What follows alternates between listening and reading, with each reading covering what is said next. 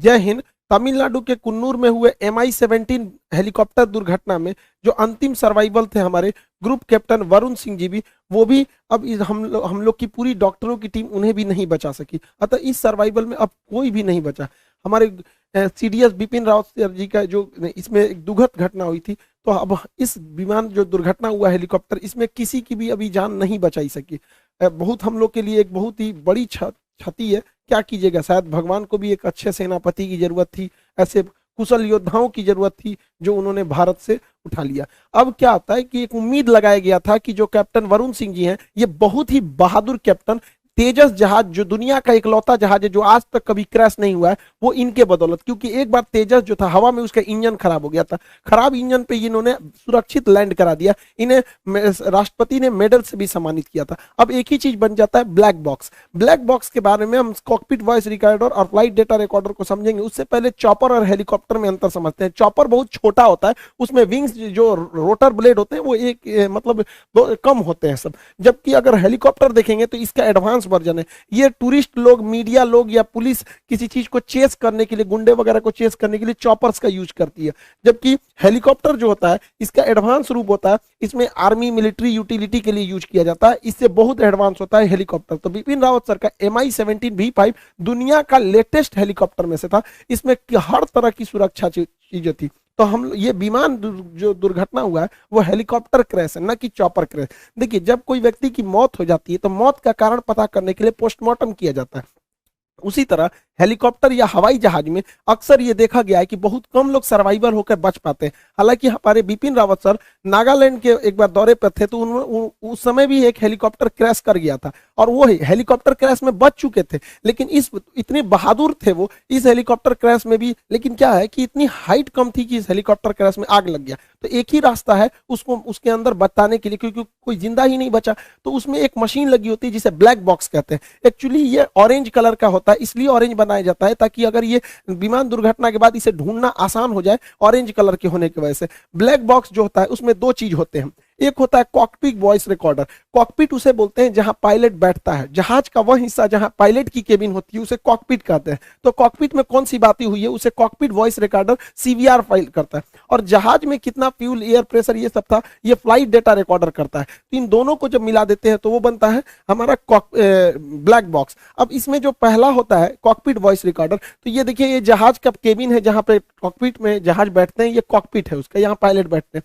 ये आपस में क्या बात कर रहे हैं, कभी कभी इमरजेंसी होने पर ये पैसेंजर्स को भी बताते हैं कि ऐसी इमरजेंसी आ रही है। ये ATC से संपर्क करते हैं, एयर ट्रैफिक कंट्रोलर से, कि क्या प्रॉब्लम आ रहा है। तो अगर इससे भी पता चल जाता है कि लास्ट मोमेंट पर क्या बातें हुई थी, आपस में ये लोग क्या बात कर रहे थे, ATC को क्या बोले थे, पैसेंजर को कौन सा वार्निंग दिए थे, इससे बहुत सहूलियत हो जाती है। साथ में ये लोग डिस्ट्रेस सिग्नल भी देते हैं। देखिए, जहाज का जब एक इंजन फेल हो जाता है तो ये लोग वार्निंग के तौर पे पैन पैन पैन सिग्नल देते हैं। 3 बार बोलेंगे पैन पैन पैन, मतलब आधी इमरजेंसी है, एक इंजन पे भी जहाज आराम से लैंड कर सकता है।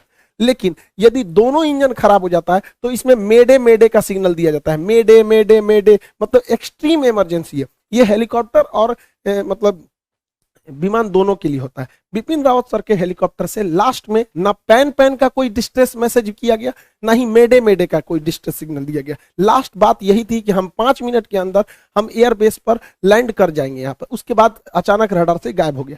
तो ये सारे रिकॉर्डिंग को रखता है कॉकपिट वॉइस रिकॉर्डर। अब जो दूसरा होता है इसका ब्लैक बॉक्स का दूसरा अंग होता है flight data recorder. Flight data recorder में 80 से ज्यादा आंकड़ों को रिकॉर्ड किया जाता है कि ये रोटर ब्लेड कितनी तेजी से घूम रहा था, बाहर हवाएं कितनी तेजी से चल रही थी, कितनी हाइट पर था, फ्यूल कितना था, दाहिनी ओर कितना झुका था, बाईं ओर कितना झुका था, पीछे का रोटर ब्लेड कितना तेजी से लड़ रहा था, टेम्परेचर कितना था, हवाएं किस दिशा से आ रही थी, कितने प्रेशर थे, फ्यूल काम कर रहा था कि नहीं, कोई दुश्मन का रडार तो नहीं आया था, कोई मिसाइल से अटैक तो नहीं हुआ। जितनी चीजें होती हैं 80 से ज्यादा चीजों को यही बताता है कि ये पीछे से कितना डिग्री उठा हुआ था, आगे से कितना डिग्री था। ऐसे 80 से ज्यादा आंकड़े जो रिकॉर्ड रहते हैं वो फ्लाइट डेटा रिकॉर्डर में रहते हैं। तो जो कॉकपिट वॉइस रिकॉर्डर और फ्लाइट डेटा रिकॉर्डर को एक साथ सुनकर हम इस नतीजे पे पहुंच सकते हैं कि आखिर लास्ट मोमेंट पे क्या था। अब कैप्टन वरुण सिंह नहीं रहे, अब एक ही रास्ता बता है, ब्लैक बॉक्स। अब ये ब्लैक बॉक्स में ही हर चीज होती है, इसलिए ब्लैक बॉक्स को बहुत ही सुरक्षित बनाया जाता है। इसे सॉलिड स्टील से बनाया जाता है, इतना मजबूत होता है कि अगर कोई हेलीकॉप्टर या जहाज 750 किलोमीटर प्रति घंटा की रफ्तार से भी टकराता है तो इसे कुछ नहीं हो सकता है। इसे आप गर्म भट्टी में 200 अक्सर आग लग जाते हैं, तो इसको ध्यान में रखते हुए इसे 260 डिग्री सेल्सियस तापमान सहने वाला भी बनाया जाता है, ये उसमें भी गलता नहीं है। अगर ये पानी में गिर गया तो पानी में भी ये 30 दिन तक बिना बैटरी के सिग्नल छोड़ते रहेगा, बीकन छोड़ते रहेगा, जिससे कि इसे ढूंढने में आसानी हो सके। इस ब्लैक बॉक्स को प्रेशर सहने के लिए भी बनाया जाता है कि हो सकता है कि ब्लैक बॉक्स नीचे गिरे, उसके ऊपर पूरे जहाज का लोड आ जाए तो ये 2.5 टन का वजन अपने ऊपर रोक सकता है। इसे अगर कहीं स्क्रैच आए, कटने पिटने से भी इसे कुछ नहीं हो सकता है, इसे काटा भी नहीं जा सकता है। अतः यह ब्लैक बॉक्स बहुत ही सुरक्षित बनाए जाते हैं।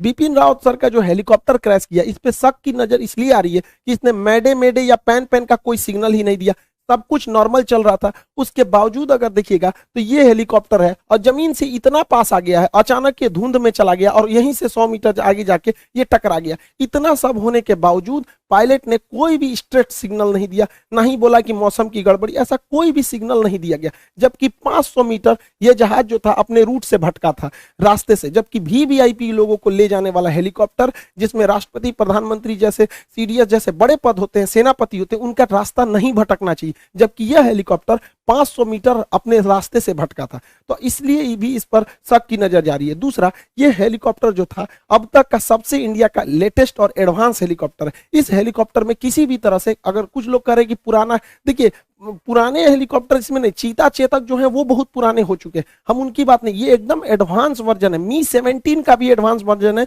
MI-17 V5, ये एकदम एडवांस वर्जन है ये हेलीकॉप्टर का। तो लेकिन अभी जब तक कुछ नहीं कहा जा सकता अभी, क्योंकि कयास ऐसे भी लगाए जा सकते हैं, क्योंकि बिपिन रावत सर जो है ये बहुत मुखर थे, ये चाइना के प्रति, पाकिस्तान के प्रति बहुत मुखर थे। 370 हटाए जब गया था तो फुल कॉन्फिडेंस में गवर्नमेंट को इन्होंने लिया था, या गलवान की इंसिडेंट में भी। अब नरवणे साहब को ये जिम्मेदारी देखिए अब किस तरह से आगे होता है। हालांकि सेना के सभी अंगों में जो भी कमांडर के रैंक पे है, जो सेनापति है, उनमें योग्यता की कोई कमी नहीं रहती है। कोई होते हैं कि कुछ लोग मतलब अपनी जनता के प्रति अपनी पहुंच को बना लेते हैं, उनमें एक डायनेमिक रूप में थे हमारे बिपिन रावत सर। इनकी तो कोई क्षतिपूर्ति कर ही नहीं सकता है। लेकिन भारत में शेरों की कमी नहीं है। हमारे देश में जब भी लोग रहेंगे, हमारे बिपिन रावत सर का नाम हम लोग हमेशा याद करते रहेंगे। वो हमारे दिलों में है। भगवान को भी ऐसे ही सेनापति की जरूरत थी, इसलिए वो ले गए लोग। इनको हम सच्ची श्रद्धांजलि देते हैं। ये एनडीए से थे, फिर सीडीएस में ट्रेनिंग लिए, आईएमए में ट्रेनिंग लिए, उसके बाद से ये इनके पिताजी की ही कमांड में ये भी आगे गए, एक छोटे से गांव से निकलकर एक देश के सेनापति के पद को संभाले। इस पल को कोई कैसे भूल सकता है जब बिपिन रावत सर जो है वो मेडल दे रहे हैं, बेस्ट कैडेट का वहां पे ट्रेनिंग कर रहे हो। हमारी भी कोशिश रहेगी कि आने वाले समय में जो सीडीएस साहब हैं वो हमारे बैच के बच्चों को भी कैडेट का, बेस्ट कैडेट का अवार्ड दे सके, चाहे वो एयरफोर्स में जाए, आर्मी में जाए, नेवी में जाए। हमारी भी पूरी कोशिश रहेगी। यही सबसे बड़ी श्रद्धांजलि होगी हमारे बिपिन रावत सर को, कि गांव के लड़कों को भी आगे पहुंचाया जा सके एनडीए और सीडीएस में।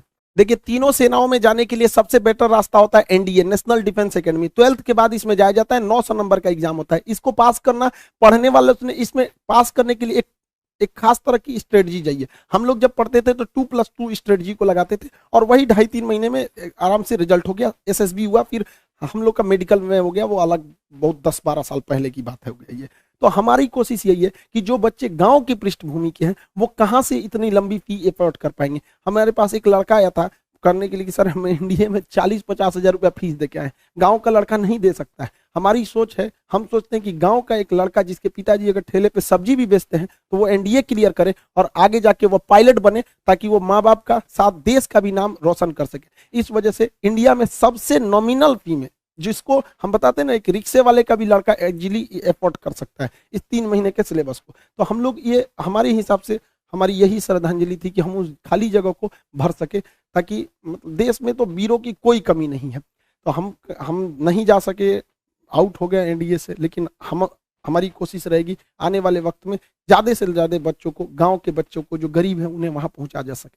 तो आप लोग, इसकी क्लासेज भी स्टार्ट कर दी गई, तो मन लगा के पढ़िए। हमारे ख्याल से इससे बड़ी श्रद्धांजलि बच्चों के लिए तौर पे जो देना चाहिए वो बच्चे नहीं दे सकते। जो बहुत बच्चे भी इसमें, देश का बच्चा बिपिन रावत सर से जुड़ा हुआ था, वो इतने बेहतरीन थे ही क्या कहिएगा वहां पे, हमारे दुश्मनों के लिए तो मतलब वो काल थे एकदम। तो हर बच्चा जुड़ा हुआ था। आज हर बच्चा सोच रहा है कि हम कैसे देश के लिए कर सके। तो बच्चों के लिए क्या है, आप पढ़ाई कीजिए, यही आपके लिए देश सेवा हो। आई होप आप इस चॉपर हेलीकॉप्टर ब्लैक बॉक्स को समझे होंगे। अब जांच की इंक्वायरी बैठाई गई है, ये जब रिपोर्ट देगा तो ही कोई भी चीज सामने आएगा। अभी कुछ भी चीज को पुख्ते तौर पे कहना भी उचित नहीं रहेगा, क्योंकि ये देश का बहुत ही सेंसिटिव मामला है।